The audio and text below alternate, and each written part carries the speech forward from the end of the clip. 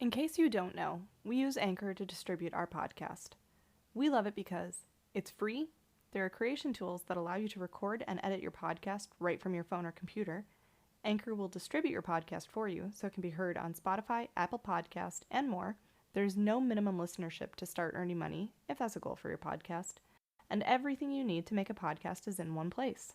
Download the free Anchor app or go to anchor.fm to get started creating your own podcast. Hi, this is Cheyenne. And this is Rachel. Welcome to What the Finance. We're so glad you're here. Welcome to an extra awesome episode of What the Finance. So this week we have Kat, who I think it's fair to say famously has the most awesome handmade dice and commission shop on Etsy. I would agree. At least within our circles. Yes. Well, thank you. She happens to be my best friend, so I'm a little biased. We'll link all of the information to find her shop and hope that you check it out. But we're super excited to have her here and chatting with us about, starting an Etsy shop and stuff. Thank you for asking me to come. Thanks for doing the thing. Yeah. Something that I wanted to make sure that you talked about was something that you mentioned to me in a chat earlier today, in fact. And that was, there is this push to monetize hobbies.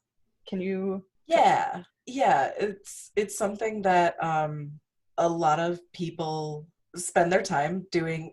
Everybody has hobbies. Most people have hobbies. And there's this mindset, I feel like, out there that you need to be always productive all the time, and the goal is to make money all the time. And so it's not enough to just be really good at making art, or really good at making dice, or really good at whatever your hobby is. You should be monetizing it for it to be worthwhile, because otherwise it's just kind of frivolous and you're not very serious about it. So yeah, I think just something I try to keep in mind is that the making money part of this for me is more of a bonus, because as soon as this stops becoming fun for me, as soon as this makes me not like the hobby anymore, I don't want to do it, because the enjoyment of the hobby is what draws me to it. And yeah, I don't think that your hobby needs to make you money for it to be worthwhile, and to be something worth doing. I agree. I think that's a really great point. I also have noticed that there is these conversations surrounding hobbies in which they're like, oh, you like doing this thing? Here's how you can make money doing it. And I see it a lot on Pinterest. Pinterest has picked up that I once upon a time knitted, and they're like, here's how you can make money knitting. And I'm like, dude, first of all, you've never seen one of my dishcloths. They're not that good. Yeah. And honestly, it started, oh geez, sorry. That's okay. I'm so sorry for your editing later. That's fine. So I started this a little over a year ago, and even just early on, people would ask to commission me, or if I was going to open an Etsy, or say, you should open an Etsy. And the thought of it made me so nervous and gave me so much anxiety. I was like, no, I'm not doing that, because I don't want to feel like I have to do everything absolutely perfectly. And if I'm taking somebody's money for this thing, it feels like I have to do that. And part of what has helped me with not feeling like I had to do this is that I'm part of this really great community on Facebook. It's called Dice Making Discoveries. And they have a really, really strict, we don't talk about sales policies. You are here to learn, to share your information about stuff, but we're not here to be your market research or to be your audience that you're trying to sell to. This is simply for the craft. And so it was really nice to be able to sort of hone my skills and learn without the pressure of I have to be good enough to sell. And so, yeah, that helped ease me out of feeling like I needed to sell. That's awesome. How, what was the process of starting that Etsy shop? I have no idea. Never. So I would like to say that a lot of thought went into it, and I spent a lot of time preparing, but the fact of the matter is that I have ADHD, And I got the idea in my head of, well, maybe I should just list some stuff because, I've already made dice for all of my friends, and I have a surplus. I would not say enough or too much dice in my collection, but I have a lot. And so I said, I could just list something and kind of see where it goes. And so it started where I just sort of like opened the shop. And then from there I went, okay, but I had like a logo. So I commissioned a friend to draw that for me. And then I was sending stuff out in just like bubble mailers in tiny little jewelry boxes. And I went, okay, well, what if I actually like change my packaging a little, because I like watching packaging videos on TikTok of people's Etsy's. They're awesome. So I got some ideas from that. Yeah. So I ended up ordering a bunch of packaging, and then I got business cards, and next thing I know, I have like an actual Etsy shop, which is kind of cool. So it just kind of snowballed. I just kind of like ran aimlessly into it and was like, we'll just see where this goes. It kind of seems like that was the best way to go about it, though. I feel like because I also watch like a lot of TikToks with like the packaging stuff, but I also like, if I come across somebody's TikTok that I think is really cool, I'll go in and like watch their other ones. And like some of these people who like get so focused, like they'll make videos on TikTok talking about how like the TikTok algorithm broke and hates them now and all of this stuff. And I'm like, dude, just do the thing you love. You're stressing me out. Yeah.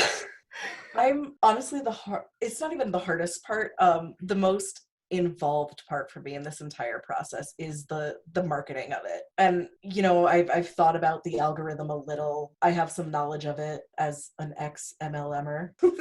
So been there, done that. But I have some knowledge of it, and I started falling into like, what days are the best days to post and what times and what are the best posts, and I stopped myself and just fell back on just share what I'm doing, post on the dice Reddits and stuff like that, and if people want to buy the stuff, they want to buy it, and if they don't, that's fine. I'm not out, like, this isn't my career, this isn't my job, so it's nice to not have that pressure on it.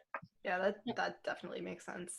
It does. So I'm curious about this for myself. So when you're kind of balancing, right, like your hobby and like, you have your regular full-time job. Yeah. I'm trying to think of like a nice way, like a cool way to ask this question, and I can't think of any. Like, how do you do that? Yeah, that's fair. I think the easy part about this hobby, I guess, is that so resin, you only have so long to work with it before it just hardens. So there is a time limit on the active amount of time I'm doing a thing. And for me, it's 40 minutes. And so, I only really have to spend that 40 minutes sort of putting that together, and then it just chills for like 24 hours. And then I guess the part for how I do it for like the sanding the dice or the painting the dice or whatever, that generally takes a lot longer. And what I'll typically do is save that for like a Friday night and then just suffer as I do a bunch of sets at once. Yeah. But also, like, as soon as you said that about resin, I was like, well, duh. It's not like you can just get it, like, it's malleable forever, but would not have thought of that until you said it. Well, I mean, there is definitely, with the finishing of the product, like the sanding and stuff like that, that takes some serious time. I've managed to cut down on it a lot by using like a pottery wheel to sand and stuff like that. But it still does take a decent amount of time. I have been known to take advantage of the working from home too. And, while I'm going over a report or something, I'm just sort of like sanding a dice as I'm going to help it go faster. Or just, like on the weekends watching movies with people over Discord as I go, and that helps it go a lot faster too. Very cool. I also am trying to think of a cool way to lead into this next thing so that I'm not just straight up like asking you to repeat a thing that you have already told me. So what do you use anything, and if so, what do you use for your business finances? Because we are, after all, a finance podcast. Yes. Allegedly. I have been using QuickBooks Etsy has like a self-employed QuickBooks thing on there. So I'm doing a trial of that right now. And I'm finding that to be super easy. It does a really great job. I don't have a lot of experience with other tax software, but it does a really great job of connecting with my bank account, and I can mark stuff on if it's personal or if it's business. And I get a really good, clear image of what my like loss and profits are. And it integrates with Etsy too. So all of the, fees for listing stuff or the purchasing of shipping labels automatically feeds into that too. So it really runs itself really well. Oh, very cool. Awesome. Yeah. So as you're talking about like it integrates into Etsy and accounts for those listing prices and that kind of stuff, has that given you an insight into looking at other products made by or services made by people, and essentially has it given you an insight on like how other people price their products, and do you ever look at something and go, oh girl? Yeah, actually. So the QuickBooks hasn't, but I definitely did some research when trying to figure out where I should price myself and the things that I make. And I'm glad I did, because my instinct was to go way lower than where I'm at now. And I would still say that I am on a little bit of the lower end of the handmade dice community pricing guideline. So yes, I've definitely looked at that. Unfortunately, what happens on Etsy too sometimes is that you get people who buy factory made dice from like Wish, and they'll list them up there. And so you're kind of competing with that because they're super cheap. But generally the people who are looking for handmade dice kind of know what to look for. And I definitely think when people start out on any craft that they're selling, that they spend any amount of time in, they want to underprice, because there's that very real fear of, well, if I price it too high, people are going to think that it's not worth this, and then they're not going to buy it. And the loss of money isn't as big a deal as the blow to the ego. But I have a lot of friends who are digital artists, or more traditional art, and I was kind of asking them how they figure out their pricing, and they told me different things to consider is not just the materials and not just the time that you're spending, but it's your experience too. So when I started selling dice, I have a year of doing this and learning and things like that. And I think that a lot of other people, artists, especially starting to sell their stuff, tend to undersell and accept a lot less than what they're worth. Yeah, that definitely makes sense.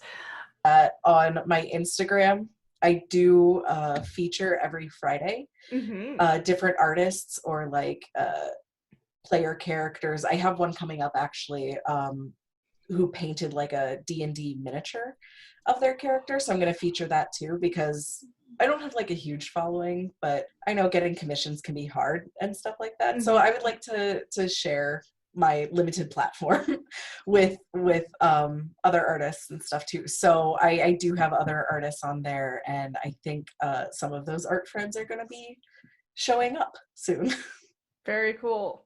It's kind of going back to the pricing of your dice. That there's like this fine line between going, okay, you just have a hobby because you love it, and so then you don't want to make money doing it because you love it. And so then when you do decide, if you do decide to sell your craft, right, like sell your dice or whatever it is that you're trying to do, that is part of why you undersell yourself, is because you love doing it. Does that question make any sense? Yeah, because you feel like it's not fair to ask people to pay me for this because I love it. But it is totally fair to ask people to pay you to do it. Yeah. Sorry, my connection was breaking up there for a second. Yeah, no, it's absolutely, because the fact remains you could love doing it, but if you're putting it out there for people, yeah, it's definitely, your experience is worth something, whether you love doing it or not. I know that when I started this too, I had a set I was selling that was, it took me literally all day because I had to do several different like layers, and there was like clouds involved, and so I'm trying to avoid bubbles and stuff. And after about the fourth set, I was like, man, I really don't like making these as much because it's an all day process. Opening and closing the pressure pot was hurting my hands. I have a thing for that now. I found a different way so it doesn't hurt. And so I realized, like, you know, if I don't like making these that much, perhaps it's time that I price these higher where, you know, only the people who really, really want them and are willing to pay me what it will take to get me to do it will order them. But yeah, definitely I think, sorry, I'm all over the place. I think that there is the instinct too of like, well, I like doing this, so why should I charge that much? But in the future, if you're undercharging and you're getting a lot of orders, you're going to be so overwhelmed, or at least I would be so overwhelmed that it would turn into, I don't love doing this anymore. Is there anything that you wish you knew before you had started this? Like, is there anything you know now that you wish you knew when you started doing this? Yeah, like started the Etsy. Yeah. Maybe like a few small things that are just very specific. I'm trying to think. So I've only opened the Etsy back in November, so it's still pretty new to me, and I'm sure there's going to be a whole bunch of stuff I wish I knew. But luckily I've had a different dice making community on Discord that is more selling focused, and they were helping me kind of figure out like a quality statement, because handmade dice are not going to be perfect every single time because they are made by hands. They are very small. Mm-hmm. So figuring out something like that is something that I didn't get added until a lot later. I think also I knew it, but I wish I practiced it, of just, it's really exciting to have a lot of orders, and it's exciting to be able to get stuff out as fast as you can. But slowing down is so important too. Otherwise, you're going to end up mixing up packages or things like that. So yeah, definitely just slowing down and making sure you're communicating with people. Aside from that, I'm not sure what I don't know yet. But when I do, I will follow up and tell you. We want to give a big thank you to Kat for joining us on this episode of What the Finance, and we're really excited to be recording a follow-up episode with her at a later date to discuss what she's learned about being a small business owner. Thank you for listening to this episode of What the Finance. You can subscribe everywhere you get your podcast so you never miss an episode. You can also email us at what_the_finance@protonmail.com. Visit us on Facebook at What the Finance. Follow us on Instagram at What the Finance. Check us out on Pinterest at What the Finance, or tweet us at finance_what.